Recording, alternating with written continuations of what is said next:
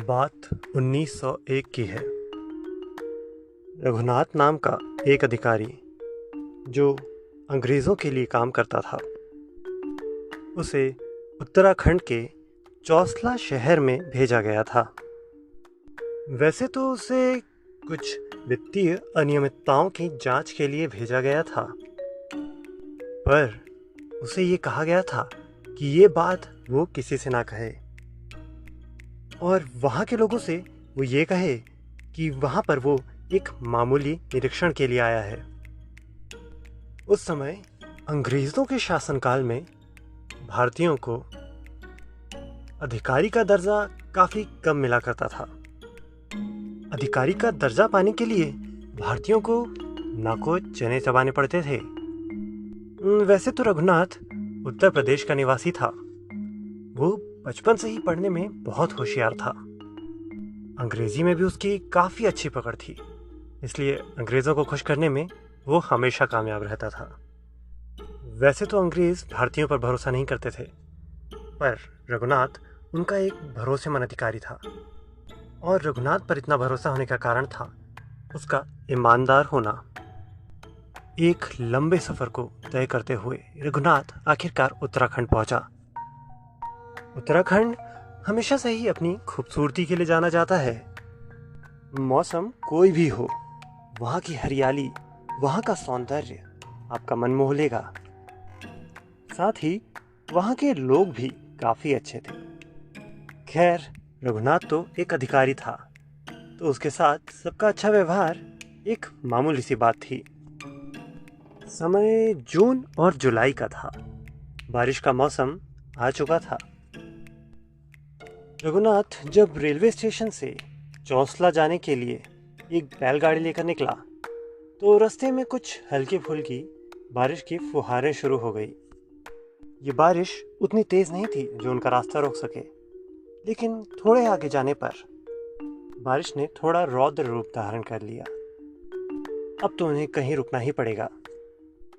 बैलगाड़ी वाले ने उनसे कहा कि आसपास बने कुछ घरों में जाकर वहाँ पर कुछ देर शरण मांग लेते हैं, क्योंकि वो एक अधिकारी हैं तो उनकी आवभगत भी ज़रूर होगी। बैलगाड़ी का मालिक रघुनाथ को एक घर में ले गया। उस घर से एक मोटी तोंद वाला आदमी निकला। वो मोटी तोंद वाला आदमी रघुनाथ को देखते ही समझ गया कि ये कोई मुसाफिर है या कोई बाबू है जो थोड़ी देर उसे शरण मांगने आया है, क्योंकि बारिश बहुत तेज़ है। साथ ही खड़ी है बैलगाड़ी और बैलगाड़ी का मालिक हाथ में 2 अटैची पकड़े हुए है। उस मोटी तोंद वाले आदमी ने रघुनाथ से पूछा कि वो कौन है और कहाँ जा रहे हैं। तब उसे बैलगाड़ी के मालिक ने बताया कि ये तो एक अधिकारी हैं और यहीं पर आए हैं। चौसला की ओर जा रहे हैं, जो बस 3 किलोमीटर दूर है। बारिश हुई तो सोचा आपसे कुछ देर शरण मांग लें। मोटी तोंद वाला आदमी लकड़ियों का व्यापारी था और लकड़ियाँ भी फॉरेस्ट डिपार्टमेंट के अंदर आती थी, और फॉरेस्ट डिपार्टमेंट अंग्रेज़ों के अंडर। इस व्यापारी ने भी कई बार रिश्वत देकर कभी कुछ कम दामों पर लकड़ियाँ तो कभी अवैध तरीके से लकड़ियाँ प्राप्त की थी। उस व्यापारी को समझते देर नहीं लगती कि हो ना हो ये अधिकारी कुछ वित्तीय अनियमितताओं की जांच के लिए ही भेजा गया है। वो रघुनाथ से सीधे एक सवाल दाग देता है कि क्या आप यहाँ किसी तरह की जांच के लिए आए हैं? किसी तरह का भ्रष्टाचार हुआ है क्या? पर रघुनाथ एक समझदार अधिकारी था। उसने हंसते हुए इस बात को टाल दिया और कहा, भ्रष्टाचार? कैसा भ्रष्टाचार? हमें तो यहाँ पर नियमित जांच के लिए भेजा गया है। इन अंग्रेज़ों को तो कुछ काम है नहीं। इन्हें लगता है कि हम बैठे बैठे तनख्वाह खा रहे हैं, हम कोई काम करते नहीं, तो यहाँ वहाँ भेज के बिना वजह का हमसे काम करवाते हैं। तो हम भी आ गए। सोचा आपका सुंदर सा राज्य भी देख लेंगे। बड़ा प्यारा राज्य है आपका। अब रघुनाथ ने उस आदमी से पूछा कि आप कौन हैं, आप क्या करते हैं? इस पर उस मोटी तोंद वाले आदमी ने जवाब दिया कि वो लकड़ियों का एक व्यापारी है। लकड़ियाँ वो फर्नीचर बनाने वालों को सप्लाई करता है। वैसे इस व्यापारी का भी एक छोटा सा कारखाना था जिसमें वो फर्नीचर बनाया करता था। इसके बारे में भी वो रघुनाथ को बताता है। पर यह कारखाना सिर्फ दिखावे के लिए खोला गया था। असली काम तो वो लकड़ियां चुरा कर बाहर भेजने का करता था, या कहें कि कम दामों पर रिश्वत देकर लकड़ियां खरीदता था और बाहर उन्हें ज्यादा दामों पर बेचता था। उसने कुछ देर अधिकारी को अपने घर पर बैठने के लिए कहा। कुछ बातें हुई और चाय नाश्ता भी हुआ। मोटी तोंद वाला आदमी अपने घर से बाहर निकला। उसने एक बच्चे को अपने पास बुलाया और उससे कहा कि वो दौड़कर चौसला जाए और वहां पर जाकर सरकारी दफ्तर में ये इत्तला कर दे कि कोई अधिकारी जांच के लिए आया है। ऐसा करके वो उस ऑफिस में काम करने वाले लोगों का मन और जीत लेता। ये भी व्यापार का एक हिस्सा ही है। वापस अंदर आकर वो आदमी रघुनाथ जी से फिर बातें शुरू कर देता है। वो रघुनाथ से पूछता है कि वो रुकेंगे कहाँ। इस पर रघुनाथ उसे कहता है कि उसे एक क्वार्टर जैसा कुछ बताया गया है जो पोस्ट ऑफिस के आसपास कहीं है।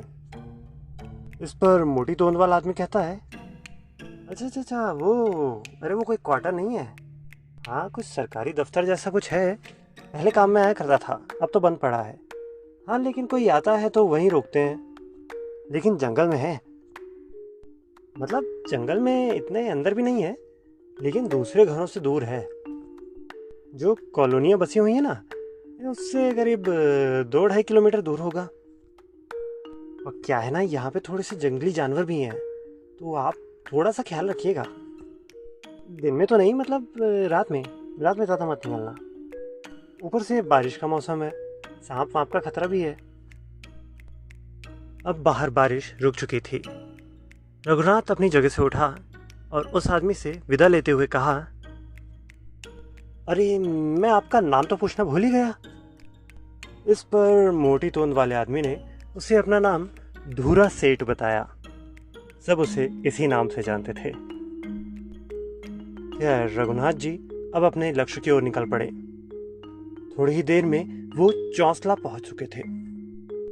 वहां जाते ही साथ वहां के सरकारी दफ्तर में उन्होंने एक हाजिरी लगाई, जो कि एक सरकारी प्रक्रिया है। खैर, इसके बाद उन्होंने सबसे जान पहचान की। अपना आने का कारण बताते हुए उन्होंने इन लोगों को अपना एक सरकारी दस्तावेज भी दिया, जिसमें लिखा हुआ था कि ये एक नियमित जांच के लिए बस यहाँ पर आए हैं। खैर, ये सब एक झूठ था। उन्हें वहां भेजने का असली मकसद तो कुछ और ही था। खैर, ऑफिस में काम करने वाले लगभग सभी लोग जानते थे कि जो कागज में लिखा है वो झूठ है। लेकिन उन्हें पूर्व में ही जानकारी मिल जाने के कारण वो लोग पहले ही काफ़ी कुछ व्यवस्थित कर चुके थे। मतलब कि जितने भी गड़बड़ दस्तावेज थे वो सब उन्होंने या तो गायब कर दिए थे या कहीं छुपा दिए थे। अब उन लोगों का बस एक ही काम था, रघुनाथ जी को खुश करना, उनकी इतनी सेवा करना कि अगर कुछ गड़बड़ उन्हें मिल भी जाए तो वो अंग्रेज़ों को ना बताएं। ऑफिस में ही काम करने वाले सुरेश और श्याम को इसका जिम्मा सौंपा गया। वो दोनों रघुनाथ जी के पास से उठे ही नहीं। ना वो दोनों अपनी जगह से हिले और ना ही रघुनाथ जी को अपनी जगह से हिलने दिया। उनकी पूरी जन्म कुंडली पूछ कर ही माने। पोस्टिंग कहाँ पर है, जहाँ पर उनकी पोस्टिंग है वहाँ पर अंग्रेज़ों का व्यवहार भारतीयों के साथ कैसा है, और ख़ास करके वहाँ पर काम करने वाले भारतीयों के साथ कैसा है, और आखिर वो अधिकारी कैसे बन गए, उनके घर में कौन कौन है, और दुनिया भर की सारी चीज़ें उनसे पूछने लगे। इतने लंबे सफ़र के बाद रघुनाथ जी थक चुके थे। उन्होंने उन दोनों से कहा कि मैं बहुत थक चुका हूँ, अब मुझे आराम करना है, मुझे मेरा क्वार्टर दिखा दो, बाकी काम मैं अब कल करूँगा। श्याम और सुरेश उनके साथ क्वार्टर की ओर जाने लगते हैं। वो दोनों भी उसे एक ही चीज़ कहते हैं, सर ये क्वार्टर तो कहने का है, एक तरह का घर ही है जो बंद पड़ा रहता है।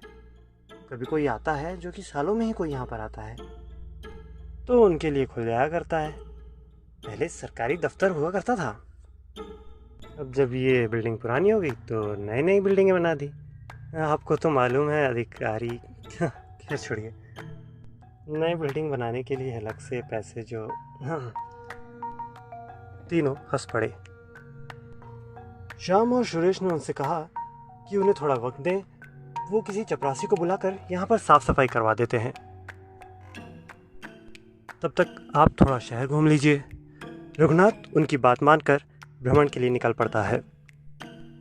सुंदर दृश्य, हरी भरी पहाड़ियाँ, कल कल बहती हुई नदी, ऊपर से बारिश के कारण मौसम में छाई हुई हल्की सी धुंध। ये दृश्य बहुत ही मनमोहक था। रघुनाथ 2 घंटे में घूम फिर कर वापस आता है तो वो देखता है कि गेट पर एक आदमी बैठा हुआ उनका इंतजार कर रहा है। देखने में वो नेपाली लगता था। रघुनाथ उसके पास गया और पूछा, आप कौन हैं? उस पर उस आदमी ने अपना नाम बताया। मैं बहादुर साहब जी। रघुनाथ समझ गया कि इसे श्याम और राजेश ने इस कमरे को व्यवस्थित करने के लिए भेजा होगा। तो रघुनाथ ने उससे पूछा, हो गया सारा काम? इस पर बहादुर ने जवाब दिया, हाँ साहब जी, सब एकदम व्यवस्थित कर दिया आपके लिए, एकदम चकाचक। अब रघुनाथ क्वार्टर में अंदर गया। 2 ही कमरे थे। एक कमरा जिसमें एक छोटा सा सोफा लगा हुआ था और दूसरा कमरा जिसमें बिस्तर लगा हुआ था। बिस्तर भी ऐसा जिस पर सिर्फ एक ही इंसान सो सकता था। मुख्य दरवाजे के बाईं ओर एक और दरवाजा था जो किचन का दरवाजा था। सिर्फ 2 हाथ चौड़ा किचन, जिसकी लंबाई 3 कदम भी नहीं थी। उसमें सिर्फ कुछ बर्तन रखे हुए थे, वो भी इतने काले जिन्हें देख के समझ आता था कि इन्हें चूल्हे पर पकाया गया है। इसके बाद नहा धोकर रघुनाथ अपने कमरे में आया। नाश्ता तो उसने कर लिया था तो उसे भूख नहीं लगी थी। उसने सोचा थोड़ी देर बहादुर से बात करता हूँ। जब वो बाहर निकला तो बहादुर उसे कहीं नजर नहीं आया, ना ही घर के अंदर और ना ही घर के बाहर। उस क्वार्टर से 2 या 2.5 किलोमीटर तक कोई घर नहीं था। थोड़ी ही देर में अंधेरा होने वाला था और रात के खाने का कोई ठिकाना नहीं था। रघुनाथ इसी सोच में पड़ा हुआ था। मन ही मन वो थोड़ा गुस्सा भी हो रहा था कि एक अधिकारी हूँ और मेरे खाने की तक की व्यवस्था नहीं है। ये सब वो गेट पर खड़ा होकर सोच रहा था। तभी उसे कुछ कदमों की आहट सुनाई दी। उसने जब उस आहट की ओर देखा तो श्याम और राजेश आ रहे थे। उन दोनों के हाथ में 2 बड़े बड़े टिफिन थे। उन्होंने आते साथ कहा, सर हमें देर तो नहीं हुई ना आने में? आपको भूख तो नहीं लगी थी? उन्हें देख के रघुनाथ का सारा गुस्सा फुर्र हो गया। इसके बाद तीनों ने साथ में बैठकर खाना खाया। रघुनाथ ने उन दोनों से कहा कि तुम लोग मेहमान नवाजी करना तो बड़ा अच्छे से जानते हो, और वो जो तुमने नौकर भेजा था वो भी बड़ा अच्छा था। बड़ा ही अच्छा काम करके गया है। देखो, बिस्तर, सोफ़ा, बाथरूम सब एकदम अच्छे से साफ करके गया। देख के लग ही नहीं रहा कि कब से बंद होगा ये घर। ज़रा सी भी धूल नहीं दिख रही कहीं। इस पर श्याम ने कहा कि हाँ सर, वो तो अपने काम का एकदम पक्का है। जो भी काम बोल दो एकदम ईमानदारी से करता है और पूरा मन लगा के काम करता है। सबसे मेहनती चपरासी है हमारे ऑफिस का। इस पर रघुनाथ ने कहा कि जब मैं नहा धोकर बाहर आया तो वो यहाँ से चला गया था। मैंने सोचा रात को मेरे साथ ही रुकेगा। श्याम ने जवाब दिया कि हाँ सर, हमने ही उसे कहा था कि काम हो जाए तो यहाँ से चला जाए। सर को ज़्यादा डिस्टर्ब ना करें, थके हारे हैं, परेशान होंगे। और खाली था तो ताला वाला लगाने की भी ज़रूरत नहीं थी। बोला था खुला ही छोड़ जाए। वो दोनों करीब 9:30 बजे तक रघुनाथ के साथ रहते हैं। फिर अपनी लालटेन जलाकर घर की ओर प्रस्थान करते हैं। भले ही कितनी भी सुंदर जगह क्यों ना हो, पर रात को इस वीराने में अकेला घर रघुनाथ को खाने के लिए दौड़ रहा था। ऊपर से ये बारिश का मौसम, रुक रुक के होती हुई बूंदाबांदी और बादलों के कारण होने वाला अंधेरा और जंगली जानवरों का डर, घड़ी घड़ी ये चीज़ें रघुनाथ के मन में भय पैदा कर रही थी। तभी 10 बजे रघुनाथ के दरवाजे पर एक दस्तक होती है। रघुनाथ ने अंदर से ही पूछा, कौन है? बाहर से आवाज आई, मैं बहादुर साहब जी। रघुनाथ की आंखें चमक पड़ी। यही तो वो चाह रहा था कि कोई तो आए। रघुनाथ ने दरवाजा खोला। आओ बहादुर, आओ। सब ठीक है ना साहब जी? कोई तकलीफ तो नहीं हुई आपको? नहीं नहीं, कोई तकलीफ नहीं। साहब जी, आज रात को मैं यहीं पे रुकूंगा। मुझे ऑफिस से कहा गया कि आपका ख्याल रखूं। आपको कोई भी ज़रूरत होगी तो मैं हूँ रात को यहाँ पे। यही सोफे के पास चादर बिछा के सो जाऊंगा साहब जी। ये सुनकर रघुनाथ और खुश हो गया। रघुनाथ जी जाकर सोफे पर बैठ गए और बहादुर जमीन पर अपने दोनों पैर मोड़ अपने दोनों हाथों से घुटनों को आलिंगन करते हुए बैठ गया। वो एक टकटकी लगाए रघुनाथ जी को देख रहा था। रघुनाथ ने उससे पूछा, कहाँ चले गए थे दिन में? इस पर बहादुर ने जवाब दिया, मेरा काम हो गया था ना साहब जी, तो मैंने सोचा कि जाऊँ। परेशान होंगे आप। इस पर राजा ने कहा, वैसे तुम्हारे घर में कौन कौन है? बस मैं हूँ साहब जी। शादी वादी नहीं की हो? नहीं साहब जी, अभी तो नहीं हुई। रघुनाथ उससे थोड़ी देर बात कर कुछ समय काटना चाहता था, पर बहादुर उतना बहिर्मुखी नहीं था। जितना पूछो बस उतने का जवाब दे देता था। रघुनाथ ने फिर एक सवाल दागा, अच्छा कौन कौन आता है यहाँ पर? साहब जी, ज़्यादातर तो अंग्रेज आते हैं, ये वादियाँ देखने घूमने। मैं सेवा करता हूँ सबकी। अभी तो बड़े टाइम से कोई नहीं आया था, अब आप आए हैं। रघुनाथ के सवालों के तीर अब खत्म हो चुके थे और बहादुर की ओर से कोई मुद्दा निकलने के बाद उसे सपने से मालूम पड़ी। इतनी देर में वो बहादुर का स्वभाव जान गया था। समझ गया था कि एक आदर्श नौकर है, उसी की तरह जैसे वो अंग्रेजों का नौकर है। रघुनाथ ने लंबी गहरी सांस ली। अपने दोनों हाथ अपने घुटनों पर रखे, घुटनों पर हाथ मलते हुए वो खड़ा हुआ और कहा, ठीक है बहादुर, अब तुम भी आराम करो, मैं भी सोता हूँ। ठीक है साहब जी। साहब जी, सुबह कितने बजे उठाना है आपको? अरे अरे नहीं, कोई ज़रूरत नहीं है। मुझे नींद अपने आप ही मेरी नींद खुल जाया करती है। इतनी गहरी नींद नहीं आती मुझे, और सुबह जल्दी उठने की आदत भी है मुझे। रघुनाथ जाकर अपने बिस्तर पर लेट गया। दिन भर की थकान इतनी ज़्यादा थी कि 5 मिनट के अंदर ही उसे नींद आ गई।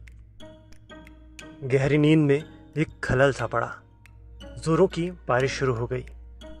कभी जोर से बिजली कड़कती, कभी हवा के कारण लालटेन की लौ कभी एक तरफ तो कभी दूसरी तरफ परछाई करती। खपरेल पर जोर जोर से पानी की बूंदें पड़ने के कारण रघुनाथ की नींद खुल गई। हिलती हुई लालटेन की लौ रघुनाथ को बड़ा परेशान कर रही थी। वो मन ही मन चाहता था कि जाकर उसे फूंक मारकर बुझा दे, पर आलस के कारण वो उठना भी नहीं चाहता था। उसका ये काम हवा ने पूरा कर दिया। एक जोर का झोंका आया और लालटेन की लौ बुझ गई।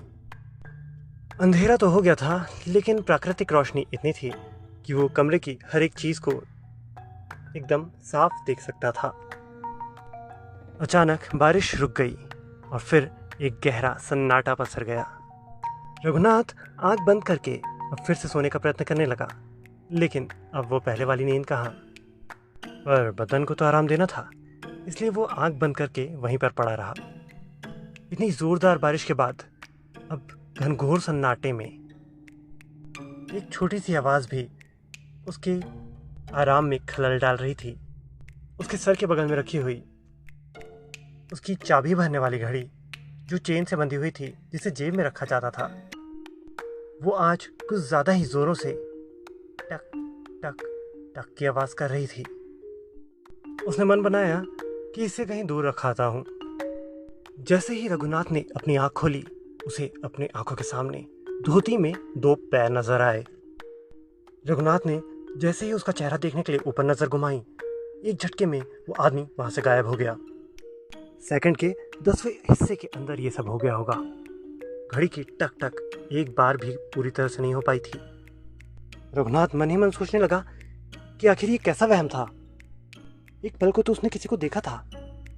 खैर, उसने अपनी घड़ी उठाई और उसे दरवाजे के पास रखे हुए टेबल पर रखने चला गया।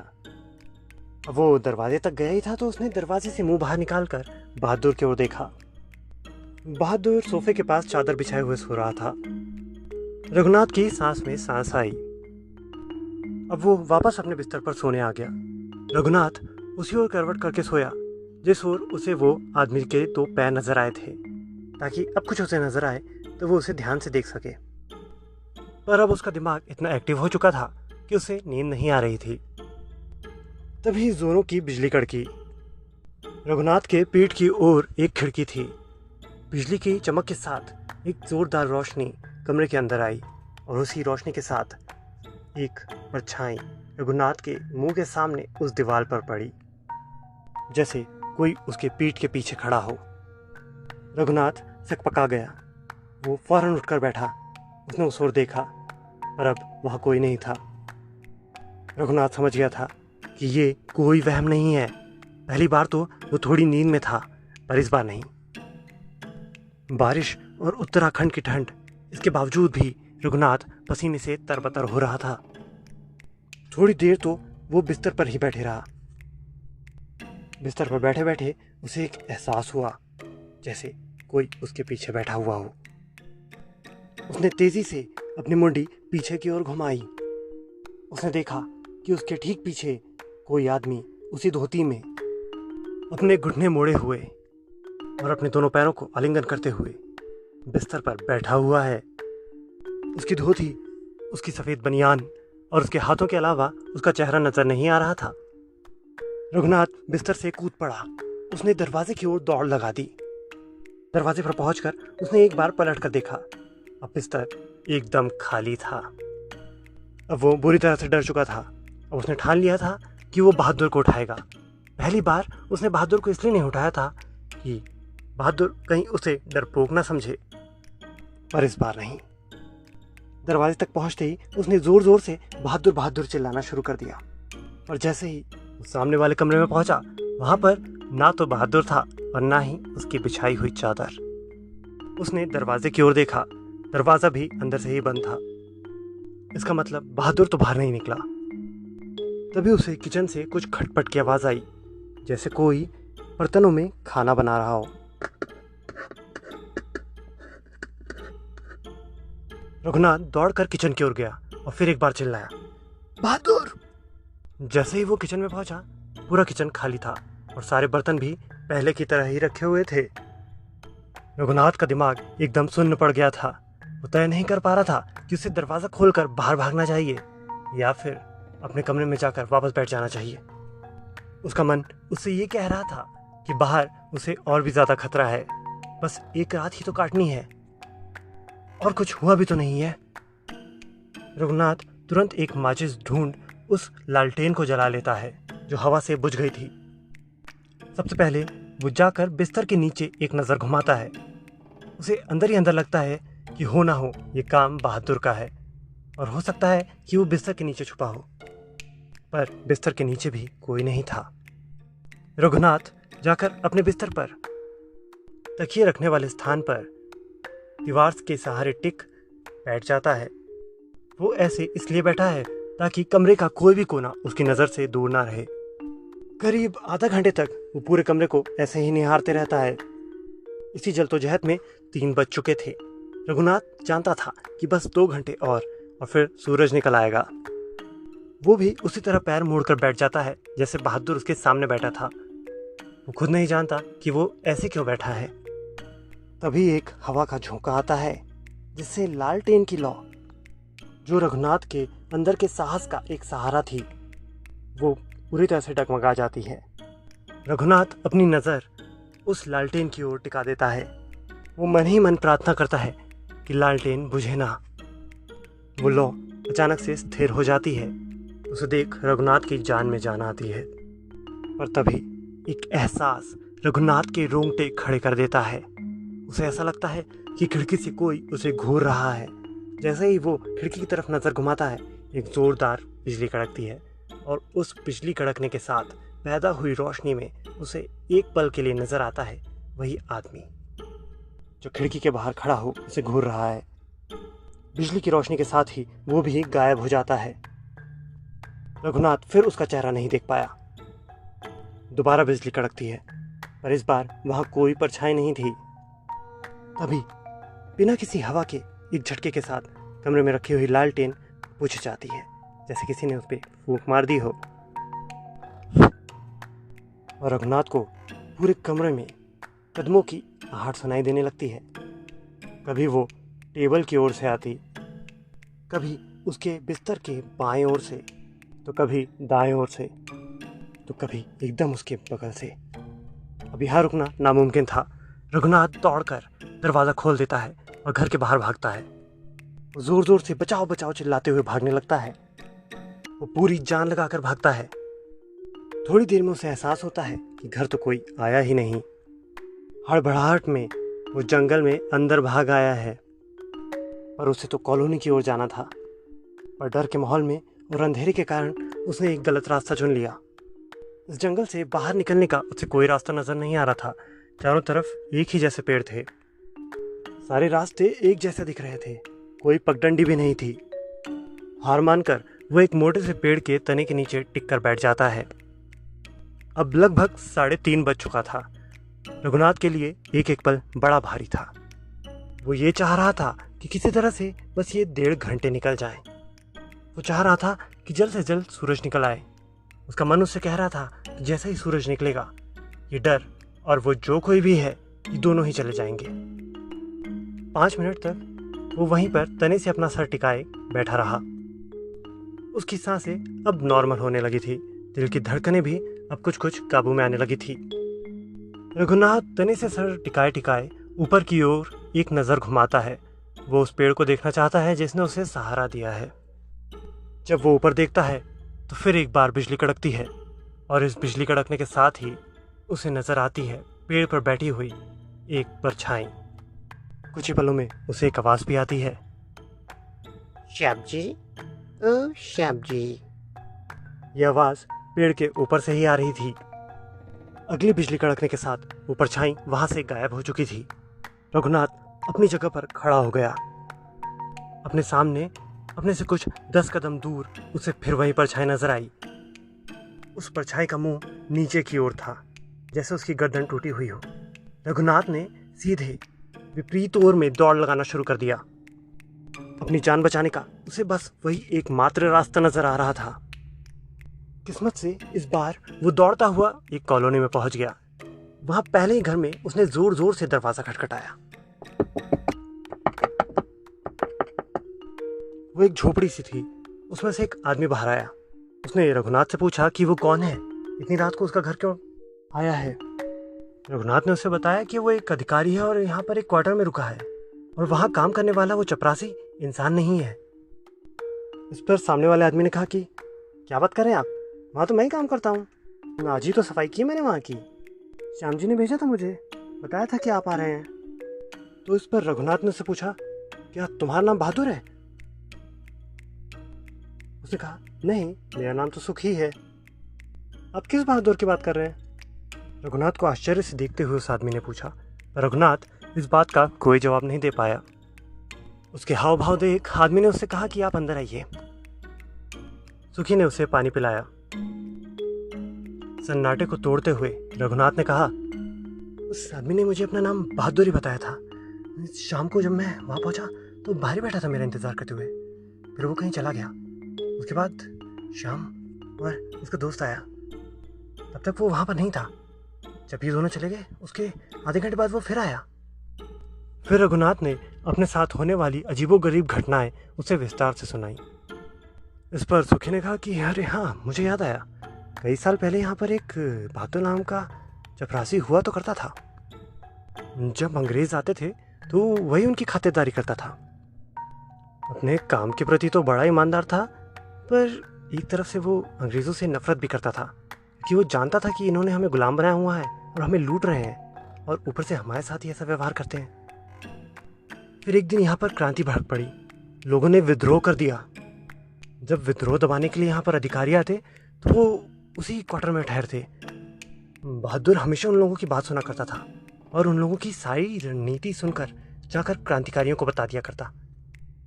ये बात किसी तरह से उन अंग्रेज़ों को पता चल गई। जैसे उन्हें ये बात पता चली, उन लोग ने उसे वहीं बंधक बना लिया। रस्सियों से उसे बांध कर पहले कोड़ों से और डंडों से उसकी बहुत पिटाई की। जब मन भर गया तो वहीं उसके सर पे एक गोली मार दी। उसके घर वालों तक को उसकी लाश नहीं थी। उसकी लाश कहाँ गई किसी को नहीं पता। लोग कहते हैं कि जब भी यहाँ पर कोई अंग्रेज आकर रुकता है तो वो उस पर हमला करता है, इसलिए तो यहाँ पर कोई अंग्रेज नहीं आता।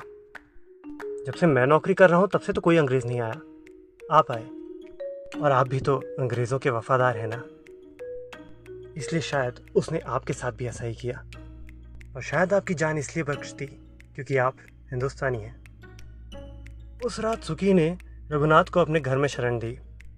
अगले ही दिन रघुनाथ अपना सारा काम निपटा शाम को ही बैलगाड़ी पकड़ रेलवे स्टेशन की ओर चला गया। पर उसके हाथ में एक कागज़ था और उस कागज़ में लिखा हुआ था उसका इस्तीफा, जो चाहकर वो अंग्रेज़ों को देने वाला था।